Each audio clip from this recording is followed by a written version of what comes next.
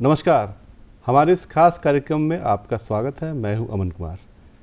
विश्व उपभोक्ता अधिकार दिवस के मौके पे आज हम बातचीत करने के लिए यहाँ मौजूद हैं और हमारे साथ हैं आरबीआई के ओम्बड्समैन श्री रंजीव शंकर जी। हम उनका स्वागत करेंगे और उनसे चर्चा करेंगे कि आखिरकार आरबीआई उपभोक्ताओं के जो अधिकार हैं, उनके जो हित हैं, उनको सुरक्षित रखने के लिए और उनको जो परेशानी आती हैं उससे निपटने के लिए क्या क्या प्रयास पिछले कुछ दिनों से कर रही हैं। रंजीव जी, आपका बहुत बहुत स्वागत है। जी हाँ, नमस्कार। और हम क्योंकि विश्व उपभोक्ता अधिकार दिवस है तो उसको लेके हम ये बात करना चाहेंगे कि आखिर आरबीआई उपभोक्ता संरक्षण को लेके कितनी चिंतित है। जी हाँ, जैसा कि आपने कहा, ये प्रोग्राम भी हम लोग इसी उपलक्ष्य में कर रहे हैं कि हर एक साल 15 मार्च को विश्व उपभोक्ता अधिकार दिवस होता है। उपभोक्ता का अर्थ है कंज्यूमर, यानी कि कोई भी प्रोडक्ट या सर्विस को जो कंज्यूम करता है, जो जिसका वो भोग करता है, उसे उपभोक्ता कहते हैं। इसी तरह जैसे बैंकिंग सर्विस होता है या कोई गैर बैंकिंग सर्विस होता है या कोई पेमेंट सर्विस प्रोवाइडर जैसे कि जीपे है या फ़ोन पे है, इसी तरह के अन्य कई सर्विसेज होते हैं जो सभी जानते हैं। इनके सर्विसेज को भी जो उपयोग में लाता है, जो उनका कस्टमर है, उसे उपभोक्ता कहते हैं। और इन सब जो संस्थाएं हैं जो भारतीय रिजर्व बैंक द्वारा विनियमित है, यानी रेगुलेटेड एंटिटी है, तो इससे अगर कोई समस्या आती है उसी के संदर्भ में आज हम आपसे बात करना चाहेंगे। जी, एक जो ओम्बड्समैन आरबीआई ने नियुक्त किया है, उसको लेके बहुत आशा है लोगों में रहती है कि सब जगह से जो है अगर हार जाता है तो अंतिम जो है सुनवाई वहाँ पे होती है। आखिर क्या काम है जी हाँ, इनका, ये बताइए, थोड़ा विस्तार से बताइए ताकि दर्शक समझ सकें। जी हाँ, जैसे कि हमने कहा, कोई उपभोक्ता है, अगर जैसे बैंक का उपभोक्ता है या गैर बैंकिंग संस्था का उपभोक्ता है, यानी उपभोक्ता का मतलब उसने किसी बैंक में डिपॉजिट किया है या फिर उसने कोई लोन लिया है या उसने कोई ट्रांजैक्शन किया है, कोई पैसा कहीं भेजा है, ये सभी कोई भी काम अगर बैंक से आप कर रहे हैं तो आप उसके उपभोक्ता हो जाते हैं।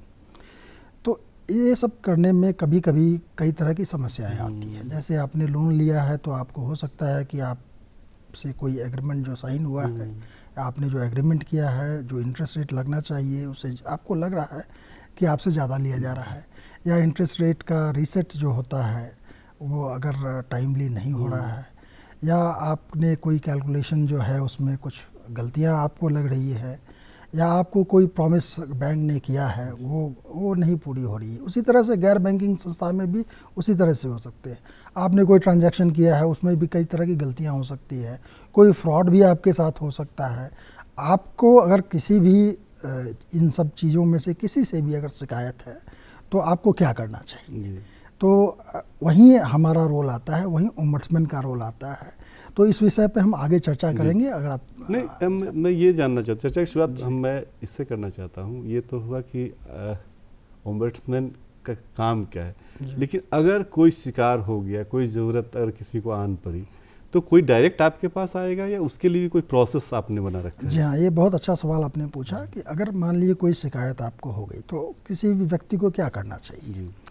मान लीजिए किसी बैंक से शिकायत हो गई आपको, तो क्या करना चाहिए? तो सर्वप्रथम आपको जहाँ शिकायत हुई वहीं जाना चाहिए। तो बिल्कुल सोचने में लगता है आमतौर पे ऐसा ही होना चाहिए, ये सर्वविदित है। तो सर्वप्रथम अगर आपको कोई भी शिकायत है तो आपको जिस भी एंटिटी से शिकायत है, जो भी वित्तीय सेवा देने वाली एंटिटी से आपको शिकायत है, उसके पास आप जाएं। कई तरह के माध्यम अवेलेबल हैं, जैसे कि हर एक एंटिटी जो है अपना वेबसाइट मेंटेन करता है, उनका एक कंज्यूमर ग्रीवांस रिड्रेसल का एक नंबर होता है।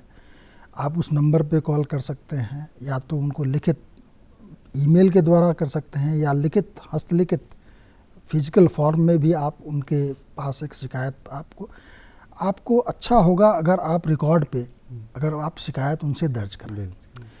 हमारा जो नियम है, भारतीय रिजर्व बैंक का नियम है कि किसी भी संस्था को अगर उनके पास शिकायत आए तो 30 दिनों के अंदर उसका निपटान करना होगा। उन्हें 30 दिनों के अंदर वो उनको जवाब देना पड़ेगा।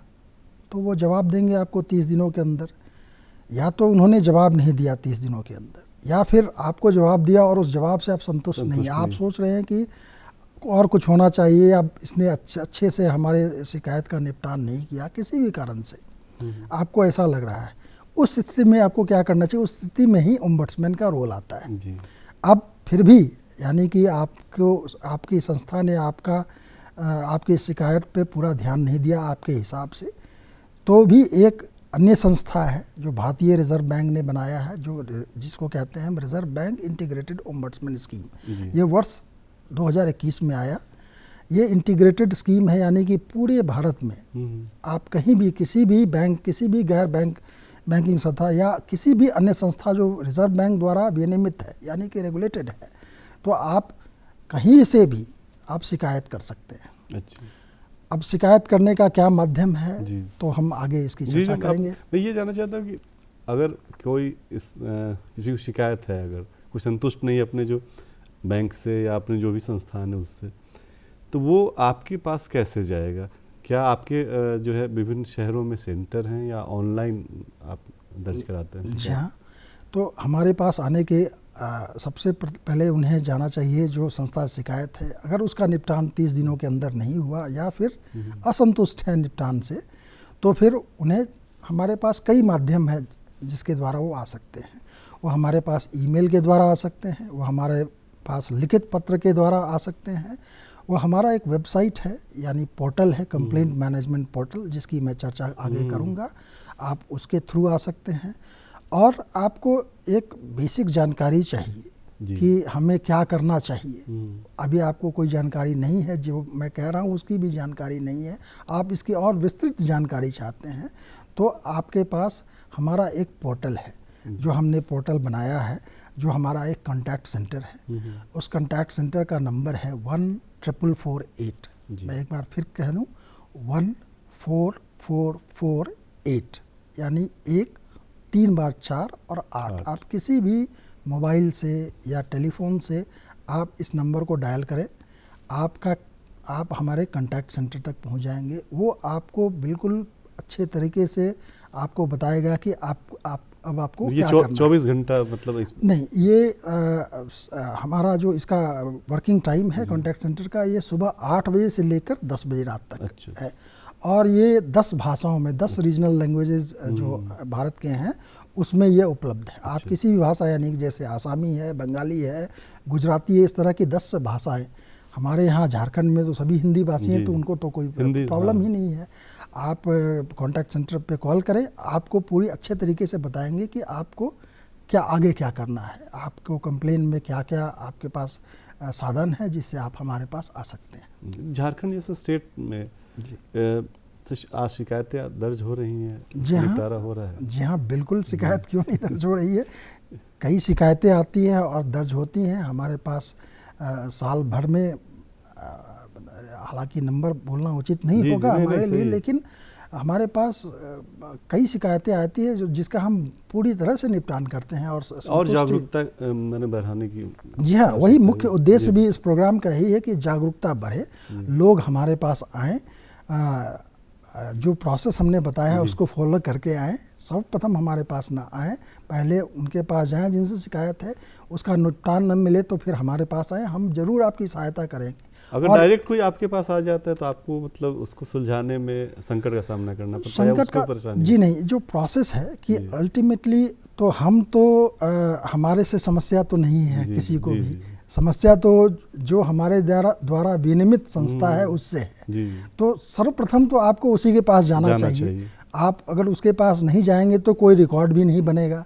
उनके पास एक लिखित रिकॉर्ड होना चाहिए कि आपकी समस्या क्या, उन्होंने इस तरह से निपटान करने की कोशिश की। हम उसको देखते हैं कि उन्होंने जो प्रोसेस आपने जब कंप्लेन लॉन्च किया था या कंप्लेन रजिस्टर किया था तो उसका निपटान उन्होंने कैसे किया था। उन्होंने जो हमारा रूल्स है, रेगुलेशंस है, जो नियम है, उनके अपने नियम है, साथ में रिजर्व बैंक के जो नियम है, साथ में जो बैंकिंग का कानून है, उसका उस निपटान में पालन किया या नहीं।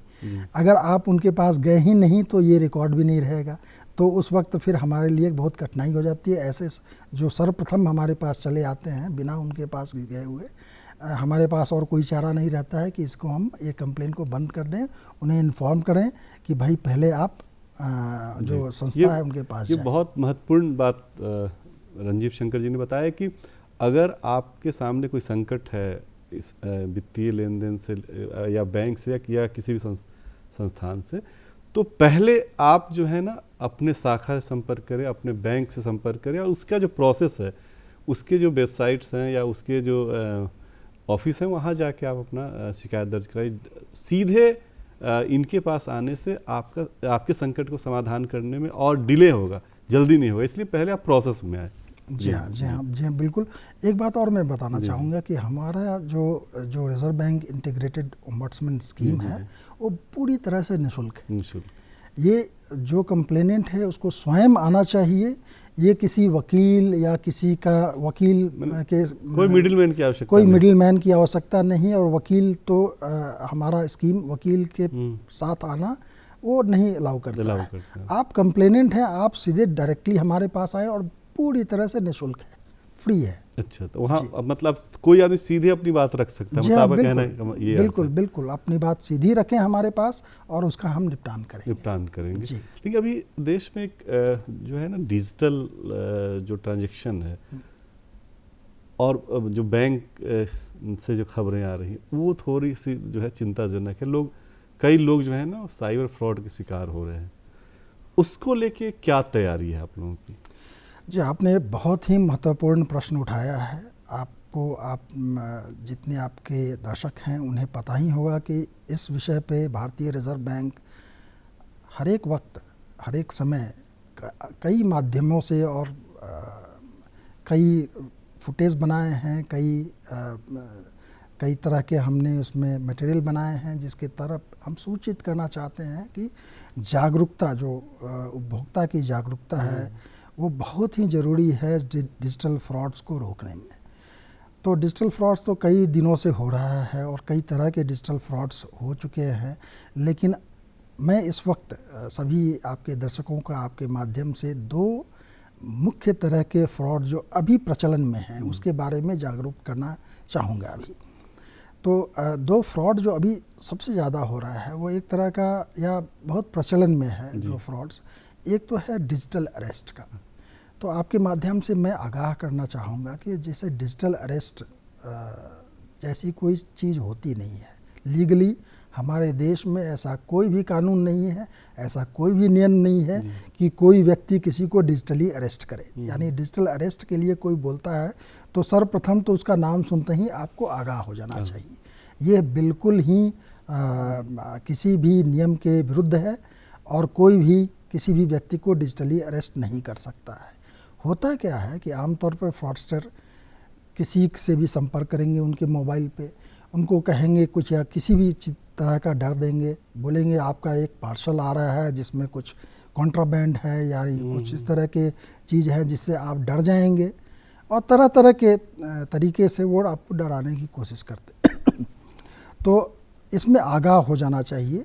इस तरह की कोई भी चीज़ नहीं है। वो इस तरह के तरह से आपको जताने की कोशिश करेंगे जैसे वो कोई पुलिस के बड़े ऑफिसर हैं या सीबीआई के ऑफिसर हैं या किसी रेगुलेटेड एंटिटी के रिप्रेजेंटेटिव हैं, और इस तरह से डर में आकर, भय में आकर लोग जो है उसमें फंस जाते हैं। फिर वो आपको कहेंगे कि आप डिजिटली अरेस्ट हैं और आपसे कुछ पैसे की डिमांड करेंगे, और आप डर के कारण लोग कभी कभी इसमें फंस जाते हैं। तो आपको सभी दर्शकों से मेरा अनुरोध है कि डिजिटल अरेस्ट जैसी चीज़ कुछ होती नहीं है। आपको अगर ऐसी कोई भी आपके पास मोबाइल में फ़ोन आए या किसी तरह से कोई संपर्क करे और आपको डराने की कोशिश करे, आप उससे बिल्कुल न डरें और आप बिल्कुल निर्भय रहें। ऐसी कोई भी चीज़ नहीं होती। साथ में जी। अगर आप कहें तो जी बताइए। ये जैसे एक और फ्रॉड जो अभी हो रहा है वो है इम्पर्सनेशन फ्रॉड।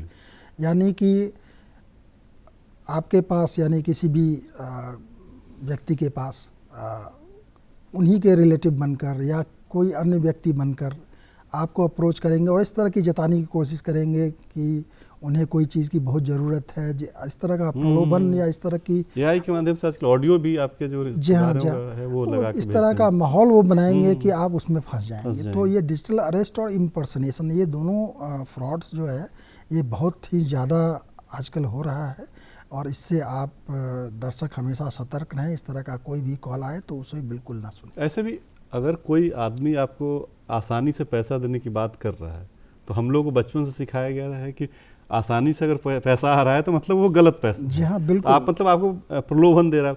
पंचतंत्र के जो है कहानियों में भी ये कहीं बताया बिल्कुल गया। बिल्कुल सही कहा आपने जी। आप किसी भी डर या प्रलोभन में ना आए और हमेशा सतर्क रहें, जागरूक रहें। डिजिटल फ्रॉड से बचने का उपाय यही है। आजकल कुछ लोग जो है घर बैठे आमदनी करने, दोगुना करने का भी लालच दे के ओटीपी ले लेते हैं, या फिर और फिर कई और उनके जो है प्रकार हैं ठगने के, तो उनसे भी बचने की आवश्यकता है। हाँ। अच्छा, लेकिन सर अगर जी आप कुछ बोल रहे थे। जी हाँ, हमने कहा जैसे कि आपने बहुत अच्छा सवाल उठाया, जैसे ओटीपी होता है या पासवर्ड होता है या पिन होता है या आपके क्रेडिट या डेबिट कार्ड के कोई भी और पैरामीटर्स जैसे नंबर होता है, डेट ऑफ, ये सभी जितने भी पैरामीटर्स हैं ये सिर्फ और सिर्फ आपके लिए है। जी। इसका ध्यान हमेशा रखें कि आप किसी भी हालत में किसी को भी, किसी अन्य व्यक्ति को कभी भी ये शेयर ना करें, उनसे उन पर जाहिर ना करें। अगर आप जाहिर करेंगे तो आप फिर फ्रॉड का शिकार होने में उसकी सहायता करेंगे। इसलिए कृपया जागरूक बने। ये जो पैरामीटर्स हैं, ये फैक्टर्स हम बोलते हैं इनको, ये कभी भी न तो बैंक आपसे पूछता है, ना ही किसी के पास अधिकार है आपसे पूछने का। जी। अच्छा, लेकिन अगर कोई शिकार हो जाता है इतनी जागरूकता के बाद, इतने कार्यक्रम चलाए जाने के बाद भी, तब क्या करे कोई? अगर कोई शिकार हो जाता है ठगी का जी, तो सरकार ने कई संचार सारथी और दूसरे तरह के जो हैं वो उसके बारे में थोड़ा विस्तार से बताइए। जी हाँ, तो जैसे आपने बहुत अच्छा नाम लिया, संचार साथी करके एक वेबसाइट है जो भारत सरकार ने बनाया है। तो अगर आपके पास जैसे कि डिजिटल अरेस्ट या कोई भी ओटीपी का फ्रॉड आपको जानकारी हो गई कि ये हमारे साथ फ्रॉड की कोशिश कर रहा है, या फिर आप उसका शिकार हो भी गए हैं, तो फिर आपको क्या करना चाहिए? तो एक संचार साथी करके पोर्टल है, आप या तो पोर्टल को वेबसाइट पे जाकर भी देख सकते हैं, एक्सेस कर सकते हैं। उसका एक नंबर है जो मैं कहना चाहूँगा, 1930 नंबर है। जैसे मैंने 14448 कंप्लेंट के लिए पोर्टल के लिए नंबर बताया था, एक दूसरा नंबर जो बहुत ज़रूरी नंबर है जो हर एक दर्शक को याद रखना चाहिए, वह है 1930। ये संचार साथी का नंबर है जो साइबर क्राइम रिपोर्टिंग के लिए ये पोर्टल बनाई गई है।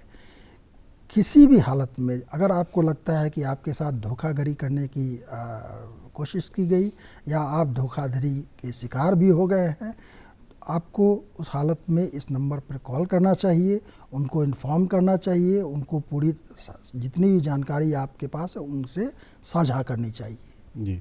और अगर कोई शिकार हुआ है, सबसे पहला काम जो है आप करें कि उस वेबसाइट पे जाके रजिस्टर्ड कराएं अपना केस, या 1930 पे आप कॉल करके भी रजिस्टर्ड करा सकते हैं। उसके बाद आगे का प्रोसेस शुरू होगा। जी, उसके बाद आगे तो फिर साइबर क्राइम जो सेल है वो आपके कंप्लेन को देखेगा और इससे बहुत फ़ायदा होता है। इससे जो है उसका जो भी किसी भी केस को देखने में उन्हें बहुत सहायता मिलती है। तो रिपोर्ट आप ज़रूर करें। आपके साथ हुआ है, ये मैंडेटरी भी है।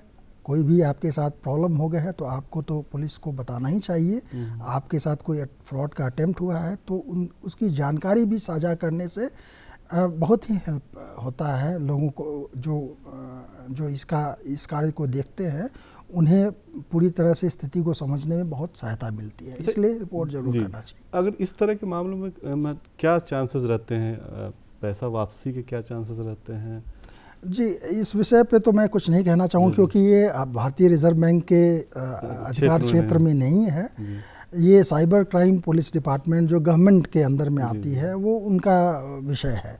तो इस विषय पे मैं कुछ, लेकिन रजिस्टर्ड जरूर करें और ताकि उस वहीं से जो है कोई भी रास्ता खुलेगा। सर, एक और मसला देखने को मिलता है कि आज बहुत लोग अनजाने में अपना जो अकाउंट है, अपना बैंक अकाउंट है, वो किराए पे दे देते हैं।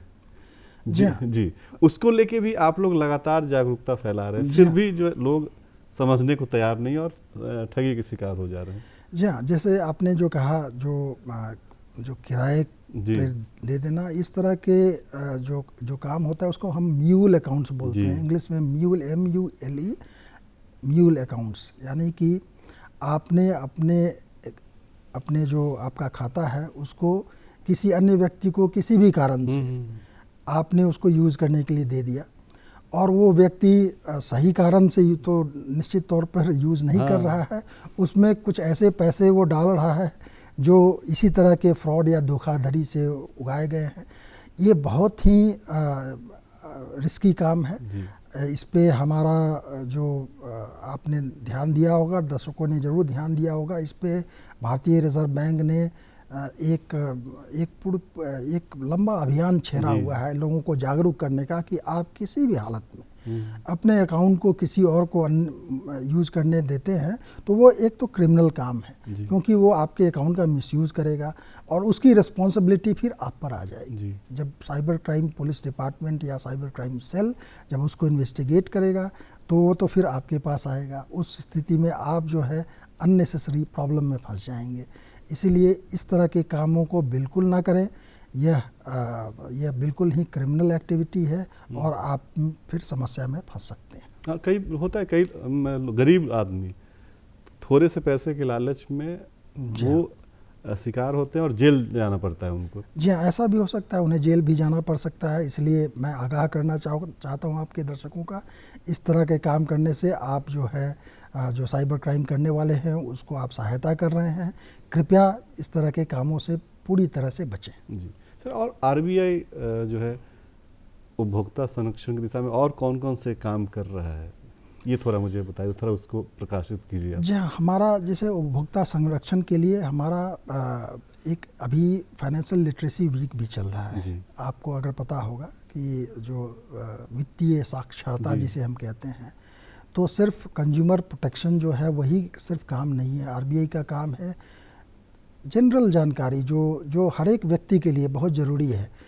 उनको जानना चाहिए कि वित्तीय संस्थाएं कैसे काम करती हैं, वित्तीय प्रोडक्ट्स क्या क्या होते हैं, उसको किस तरह यूज़ करना चाहिए, आपका बजट क्या है, आपको अपना सेविंग किस तरह करना चाहिए, आपको अपना इंटरेस्ट रेट कैसे लगाया जाता है। इस तरह की जो छोटी छोटी जानकारी है जो हर एक व्यक्ति के लिए आज ज़रूरी हो गई है। और उपभोक्ता अगर आपको अपना अधिकार सुरक्षित रखना है तो जागरूकता उसमें सबसे बड़ा चीज़ होता है। तो भारतीय रिजर्व बैंक का रोल जो है वो पूरी तरह से वित्तीय साक्षरता को और भी ज़्यादा फैलाने में, और साथ में हमारा ओम्बड्समैन जो है किसी को कोई प्रॉब्लम आ गई तो उसकी सहायता करने में, इन सभी चीज़ों में भारतीय रिजर्व बैंक का जरूर हमेशा रोल रहता है। क्योंकि अब जिस तरह से पिछले 10 सालों में जो बैंक अकाउंट्स की संख्या देश में बढ़ी है, झारखंड जैसे राज्यों में भी बहुत ज़्यादा हुई है, उसमें आप लोगों की उपभोक्ता संरक्षण की दिशा में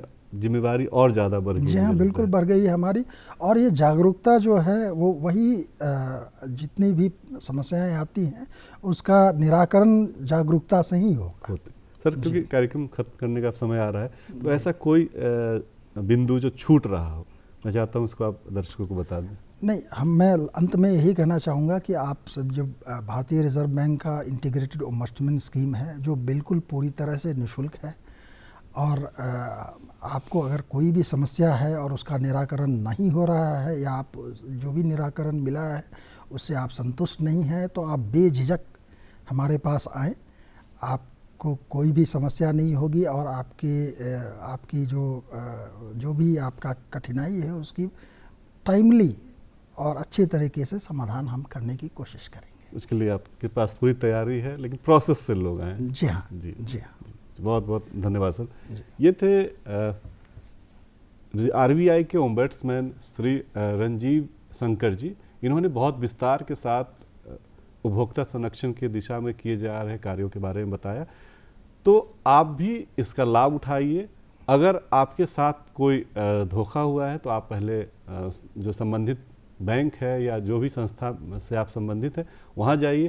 अगर वहाँ 30 दिनों के अंदर उसका निपटारा नहीं हो रहा है तो निपटारा करने के लिए जो है वो बैठे हुए हैं, आपका निपटारा जरूर होगा। लेकिन आप सतर्क रहिए, ख़ास तौर पे जो साइबर फ्रॉडों से सतर्क रहिए और अपने अकाउंट जो है आपके बैंक अकाउंट उसका उपयोग दूसरे को नहीं करने दें।